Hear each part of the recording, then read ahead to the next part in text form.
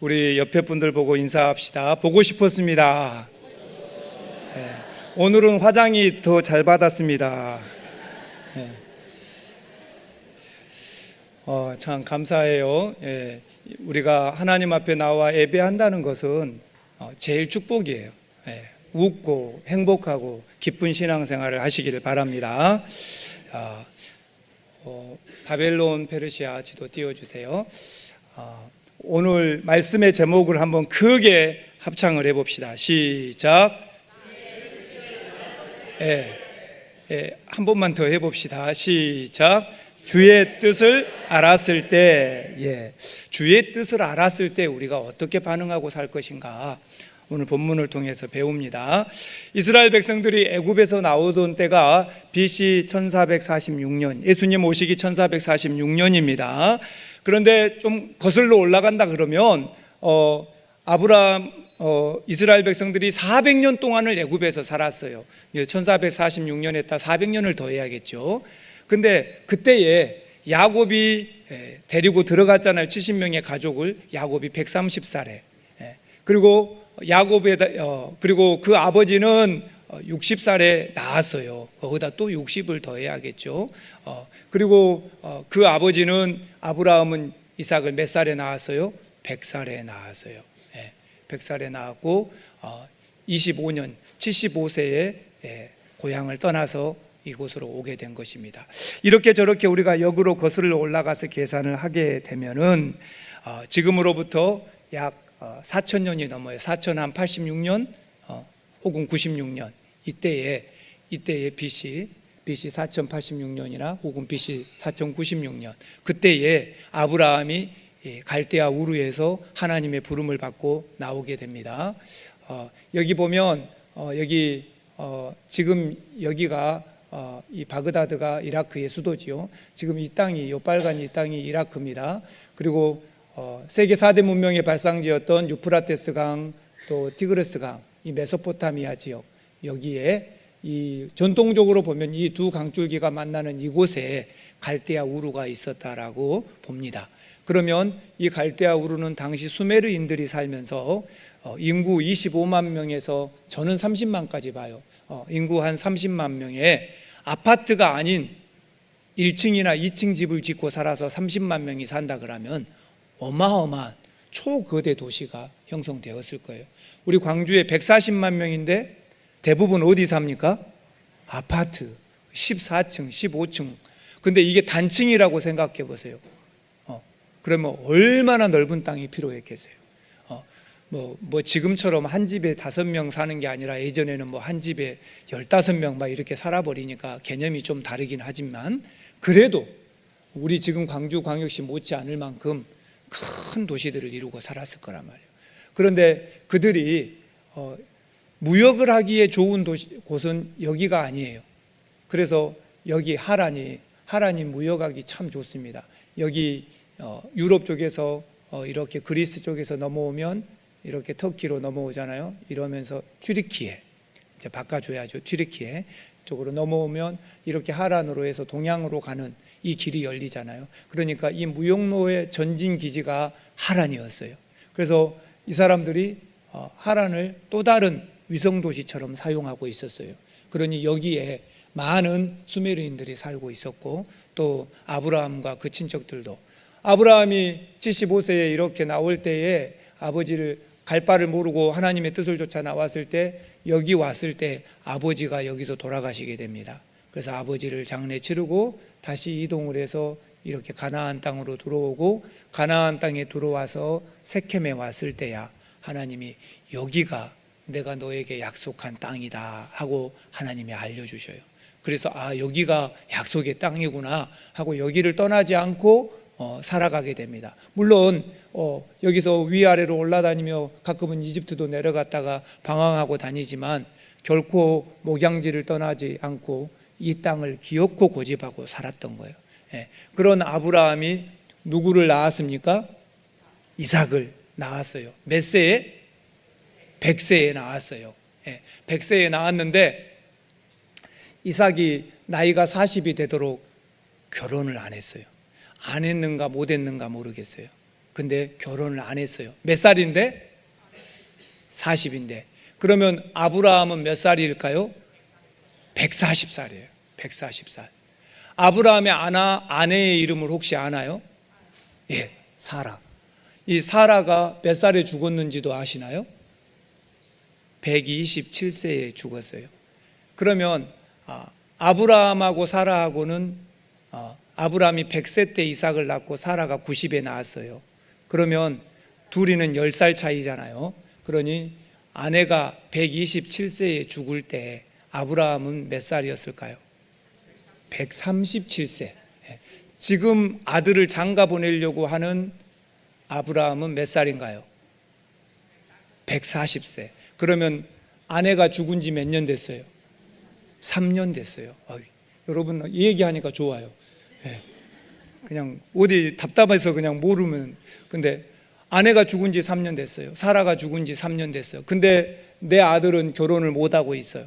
근데 내 아들에게 누가 생겨야 돼요? 아내가 생겨야 돼요. 그 아내는 단순한 아내가 아닙니다. 이제 우리 족장들의 최고의 안살림을 담당한 내 아내가 죽고 없으니까 여기 이삭이 데리고 오는 아내는 누구냐? 우리 집안을 믿음으로 이끌고 가야 할 우리 집안의 여자 최고의 살림꾼이 돼야 돼요.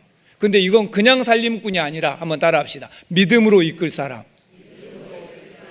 이 사람이 필요한 거예요. 누구에게? 아브라함에게. 이런 며느리가 필요한 거예요. 다행히 와갖고 시어머니가 계셔서 애야 이건 이렇고 저건 저렇다 이렇게 살림은 해야 되고 종들은 이렇게 거느려야 되고 또 집안의 재물들은 이렇게 관리하거라 다 그리고 신앙생활은 이렇게 하자 주일은 이렇게 지키면서 이렇게 하자 우리가 음식은 이렇게 만들자 가이드가 있고 어머니가 있으면 얼마나 좋아요. 근데 사라가 죽고 없어요. 죽은 지 3년이나 돼버렸어요. 그러니 새로 들어와야 할 며느리는 며느리가 아니라 우리 집 집안의 모든 것을 도맡아서 해야 할 중차대한 임무를 가진 믿음의 사람이어야만 했다는 거죠. 그러니 아브라함이 얼마나 고심되고 답답했겠어요. 그래서 자기에게 늙은 남종이 있습니다. 이 늙은 종에게 이리 오너라. 내가 너한테 사명을 주마. 그러면서 자기 허벅지 밑에다 손을 집어넣게 해요. 여러분 부부지간이 아니고 허벅지에 손을 넣은 사람이 누가 있어요? 누가 그러겠어요? 그거는 못할 일이에요. 굉장한 일이라고요. 누가 그 일을 하겠어요? 못해요. 근데 아브라함이 자기의 아들같이 여기고 만약에 이삭이 안 태어났으면 이 늙은 종 엘르에셀에게 자신의 재산을 다 넘겨주려고 생각했어요. 그만큼 충성스럽고 믿음직한 사람이에요. 그런다고 한들 자기 허벅지 밑에 손을 집어넣으라 하겠어요? 그러니 종이 자기 허벅지 밑에 손을 집어넣었다는 건 이건 죽을 일이야. 근데 그만큼 아브라함에게는 신중했다는 거예요. 집어넣어라. 그렇게 하고 나서 얘기하는 거예요. 너 가라. 그리고 내 아들의 아내를 구해와라. 어디서 구해오느냐? 여기 가거라. 여기 가요. 여기 가거라. 하란에 가서 구해와라. 우리 조상들의 집에 가서 구해오거라. 여기 가나안 땅에서는 가나안 헷족속, 히위 족속, 여부스 족속, 아모스 족속, 모르가스 족속, 브리스 족속 이런 사람들 중에서 얻을 수 없다. 그 사람들은 우상 숭배하는 사람인데 거기서 무슨 우리 집안이 큰일 난다.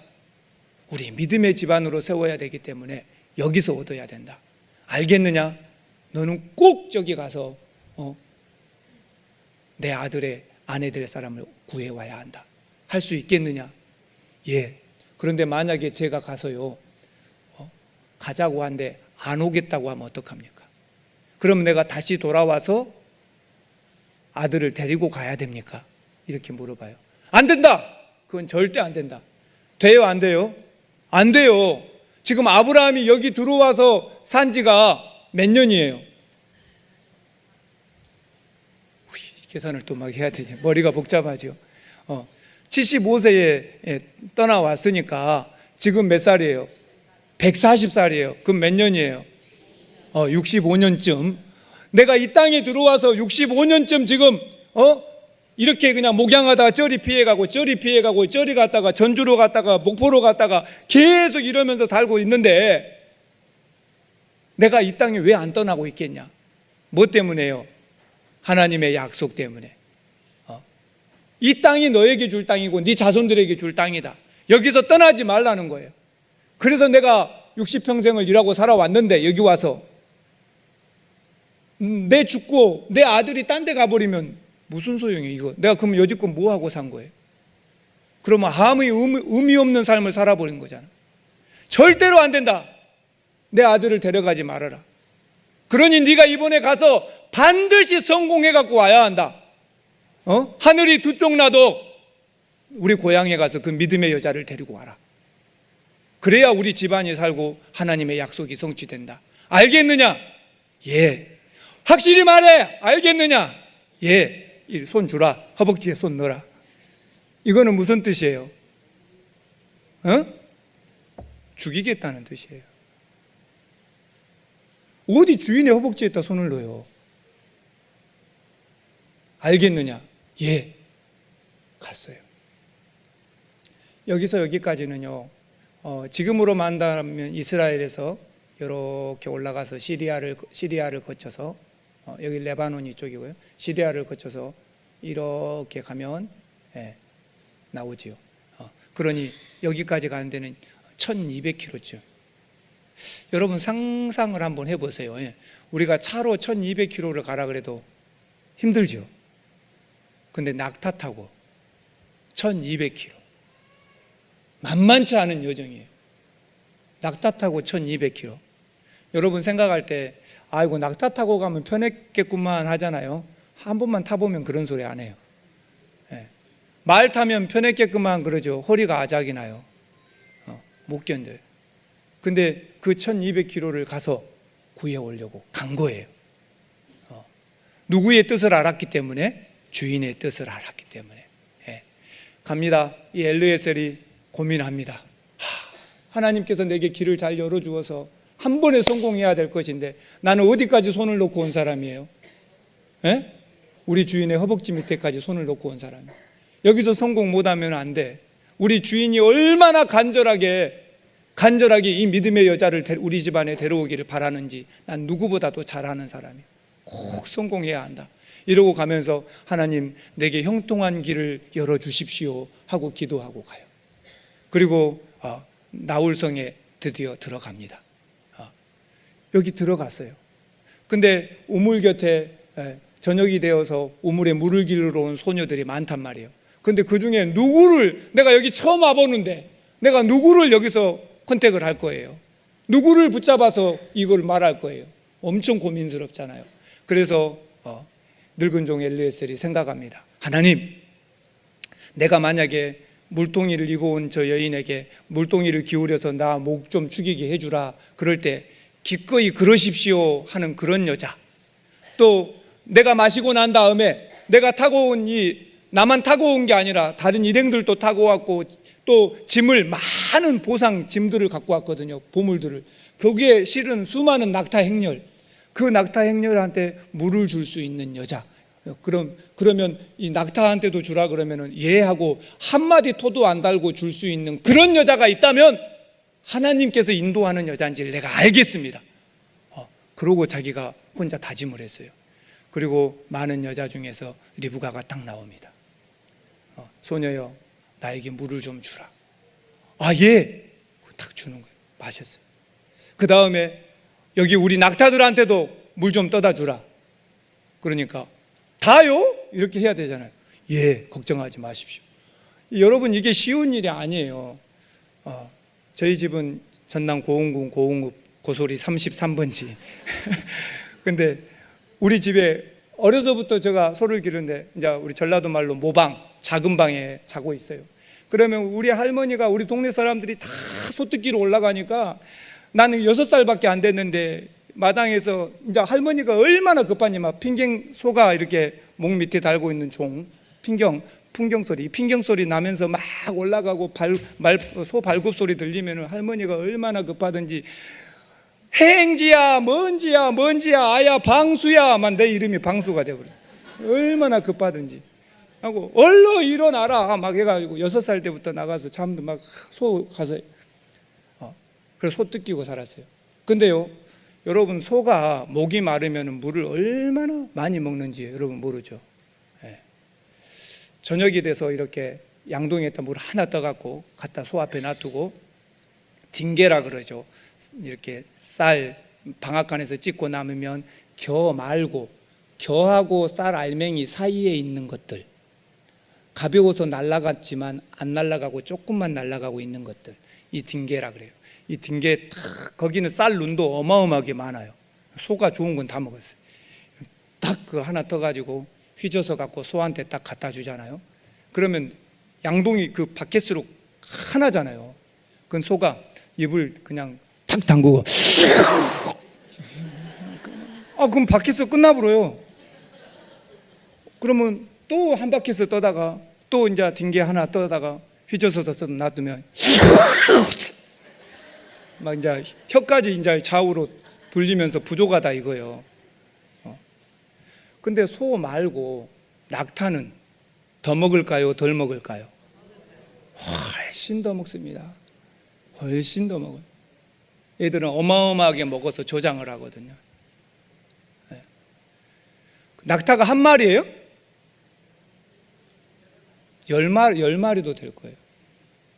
근데 그 리브가가 그거 물을 다 떠다 주고 있어요. 보통 여자가 아니에요. 한번 따라 합시다. 마음씨가 너무 곱다. 이렇게 고운 여자가 어디 있겠어요? 됐다. 그래서 물어보는 거야. 너희 집에 유숙할 곳이 있느냐? 물어보는 거야. 있습니다. 우리 집에 목창집 풀 말려서 놔둔 거 말이에요. 풀 말려서 놔둔 것도 어마어마하게 많고요. 또 그뿐입니까? 사료도 많고 우리 집에 묵을 방도 많습니다. 그러니 기꺼이 우리 집으로 갑시다, 그런 뜻이에요. 그래서 따라갔어요.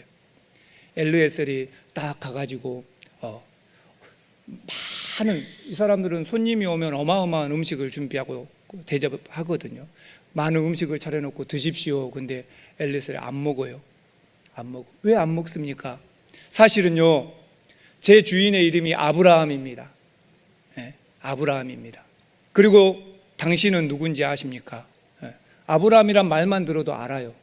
왜냐하면요, 이 사람은 누구냐? 제가 좀 족보를 잘 이해를 하십시오. 아브라함의 동생의 부인 제수 씨죠. 그 제수 씨가 낳은 아들, 그 아들이 이 사람이야. 그러니까 아브라함한테 누구예요? 조카예요. 근데 아까 리브가는 뭐냐? 이 조카의 딸이야.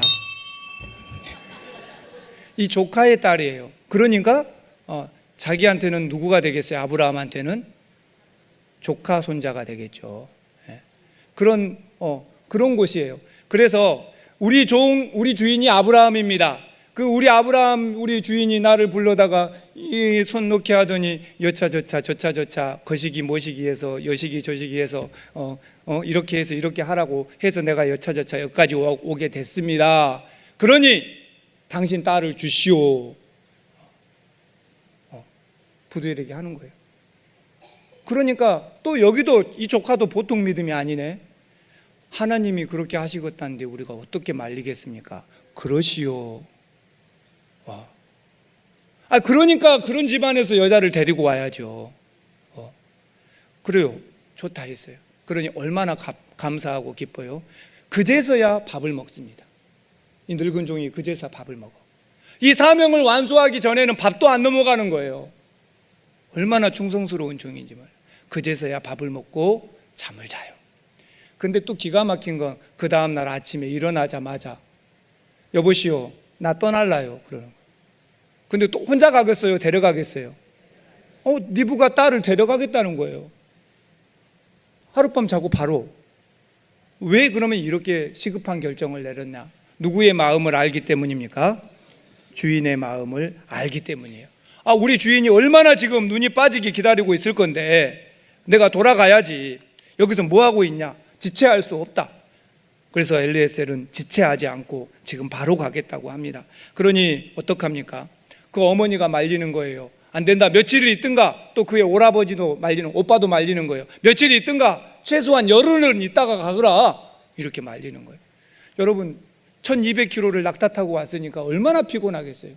그리고 이제 허락까지 받았으니까 여기서 먹고 마시고 좀 쉬면서 요독을 풀고 그 다음에 먼 길을 다시 가면 얼마나 좋아요. 그러고 싶겠습니까? 안 그러고 싶겠습니까? 그러고 싶겠죠. 또 내가 여기서 며칠 더 머문다고 지금처럼 핸드폰을 합니까? 전화해갖고 그 영상 한번 돌려봐 합니까? 얼마나, 누가 알아? 아무도 모르지. 그리고 여기서 좀 쉬었다 가면 얼마나 좋아요.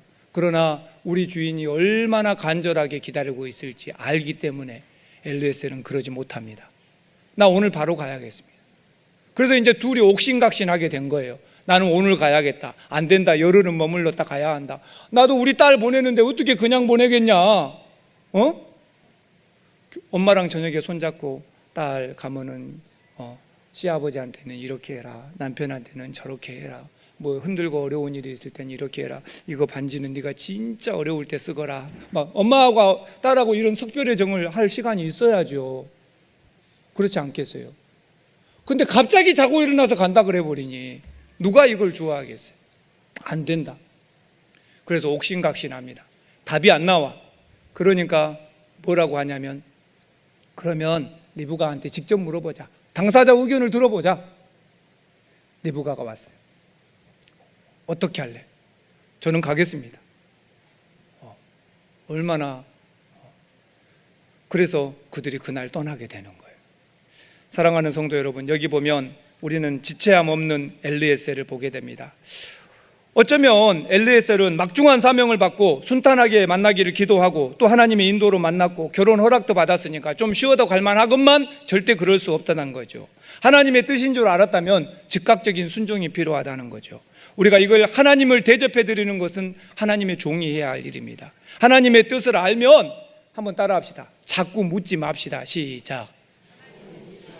우리 그리스도인들이 하나님의 뜻이 어디 있는지 알아. 근데 자꾸 또 물어. 옆에 사람 툭 치면서 한번 하시죠. 알면서 왜 계속 묻기만 하십니까? 아니, 알아요. 하나님의 뜻이 뭔지 안다니까요. 알아. 아는데 자꾸 기도하고 물어요. 뜻을 알면 즉각적인 순종만 남았을 뿐이죠. 내가 몰랐을 때 묻는 거지. 알았으면 움직여야 돼요? 안 움직여야 돼요? 움직여야죠. 이제 그것만 남은 거예요. 아프리카 자이르 공화국에 선교하는 선교사가 있어요. 자이르라는 말은 1971년부터 97년까지만 이 공화국이 자이르라는 이름을 썼고 지금은 콩고 민주공화국이에요. 콩고 민주공. 뭐 수도는 킨샤샤, 콩고 민주공화국인데 여기에 선교소로 나갔던 선교사가 어느 날 자기 아들이 막 들판에서 뭐 죽고 나무까지 죽고 이러고 있다가 나무 밑에서 노는데 딱 보니까 필립! 그러니까 딱 쳐다봤어요. 아들 조용히 엎드려라. 딱 엎드렸어요. 그리고 천천히 아버지에게 기어서 오거라. 기어서 왔어요. 그럼 아버지가 탁 끌어안고 저 봐라. 네가 아버지 말에 아무 토도 안 달고 그대로 시키는 대로 했기 때문에 네가 살았다. 네가 아까 놀던 곳에 그 나무 위를 봐라. 그랬더니 독사 한 마리가 내려오고 있는 거예요. 만약에 그가 아버지 왜요? 했으면 어떻게 됐을까요? 뱀이 물어버렸겠지. 죽었겠지요. 네가 순종한 것은 네가 아무것도 묻지 않고 너의 즉각적인 순종이 너의 목숨을 구한 것이다. 아버지 왜요? 안 했어요. 그대로. 그리고 천천히 오라 그러니까 천천히. 뱀이 자극받지 않도록. 그래서 산 거예요. 우리에게 순종의 기회가 있을 때에는 이렇게 순종하실 수 있기를 바랍니다. 한번 따라합시다. 즉각적으로. 아버지의 뜻을 알았다면 즉각적으로 그리스도인들이 움직여야 돼요. 주인의 뜻을 알았어요. 엘리에셀은 하루도 머무르려고 안 해요. 그냥 그 아침에 떠나겠다는 거예요. 주인의 마음을 알았으니까. 우리는 아버지 하나님의 마음을 아니까. 하나님 마음을 모를 때 문제지. 아버지 마음을 알면은 이제는 움직이는 것밖에 없다는 것을 명심하시길 바랍니다. 두 번째, 주의 뜻을 알았을 때에는요, 지체함 없는 니부가를 또 보게 됩니다. 니부가한테 물어보자 그래서 왔잖아요. 저 가겠습니다. 얼마나 대단한 거예요. 여러분, 이거 그냥 우리가 작은 거 아닙니다. 엄청난 결단력입니다. 엄청난 결단력이에요. 낯선 사람을 따라가야 합니다. 아직까지 한 번도 본 적 없는 사람이에요. 처음 떠나는 아주 먼 길 여행입니다. 한 번도 보지 못한 남편 될 사람을 따라가고 1200km를 가면 다시는 이 고향에 평생 못 올 수도 있어요. 여기는요, 그래도 하란은 살만한 곳이에요. 근데 가나안은 완전 총구석이에요. 누가 거기 가고 싶겠어요? 여기를 간다고 결정한 건 어마어마한 결단이에요. 내 나이 12살 때 어느 날 저녁에 우리 아버지가 작은 방으로 불러요.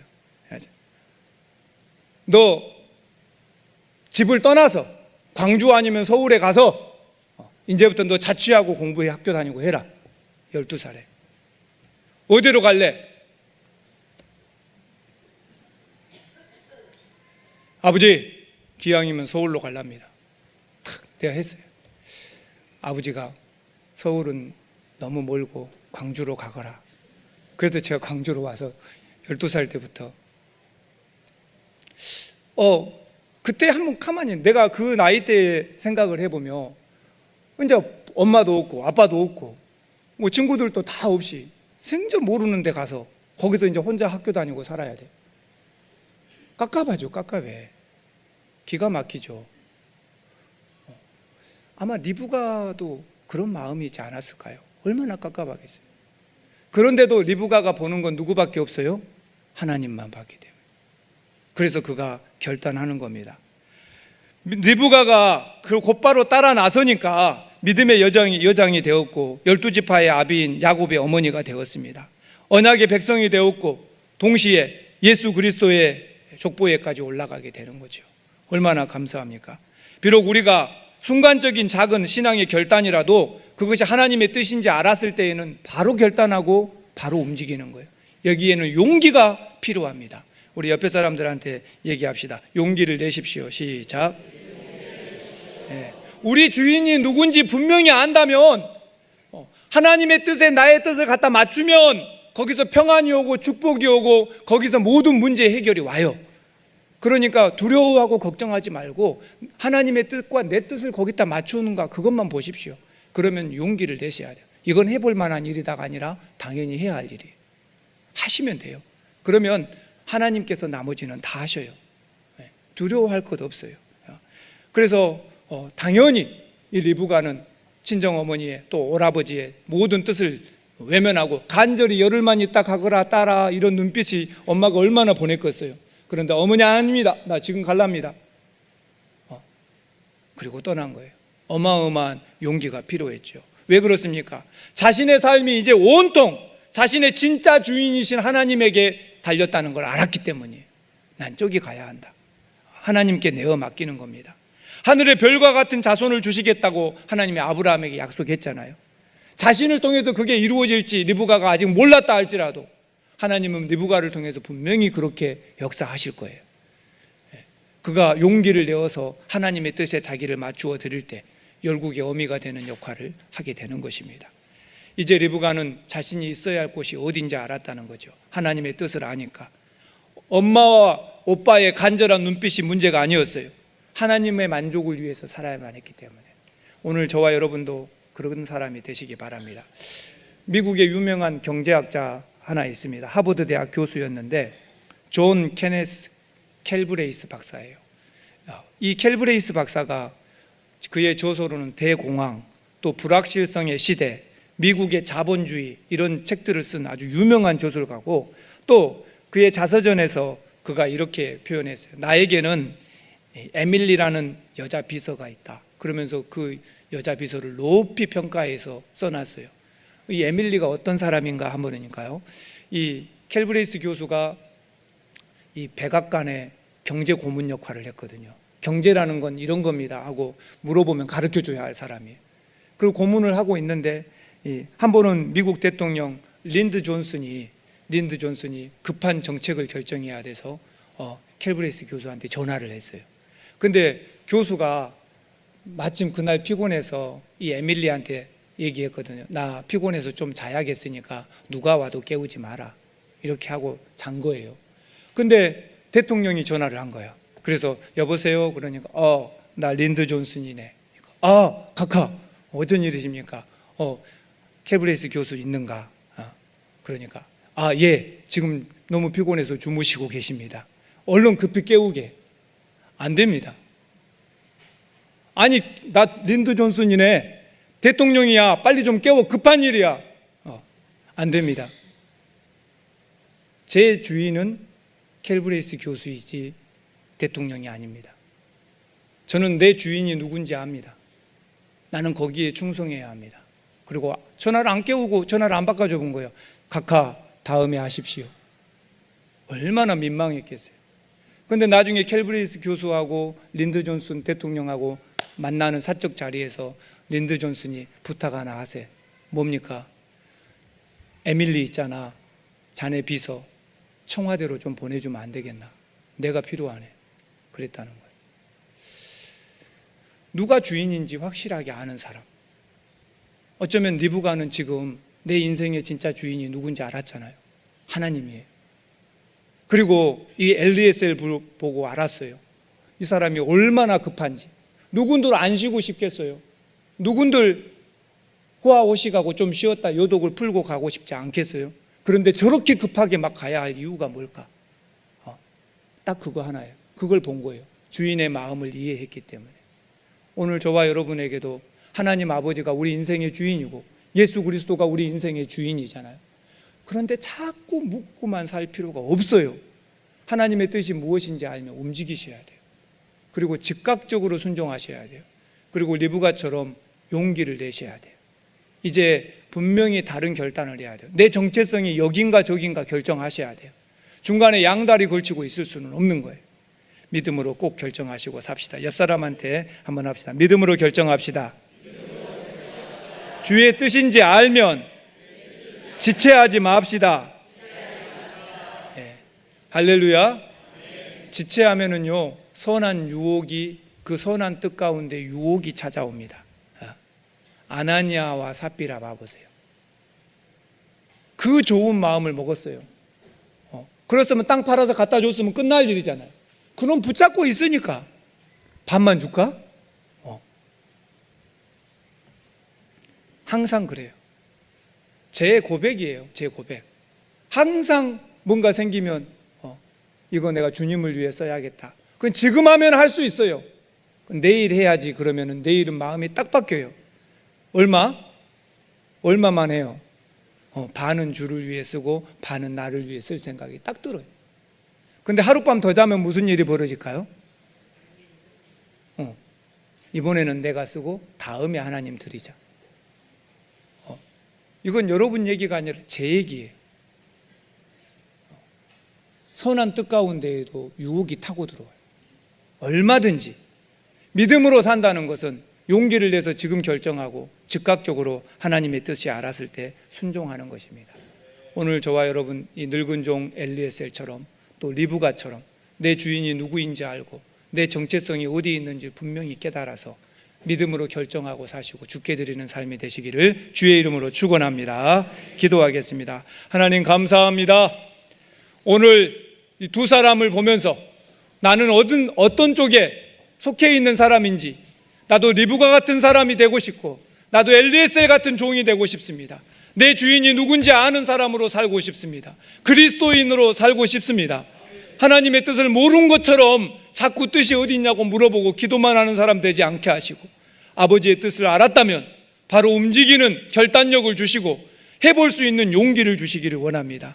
이것이 우리에게 부족하다면 성령께서 도와주시옵소서. 감사드리며 예수님의 이름으로 기도합니다. 아멘.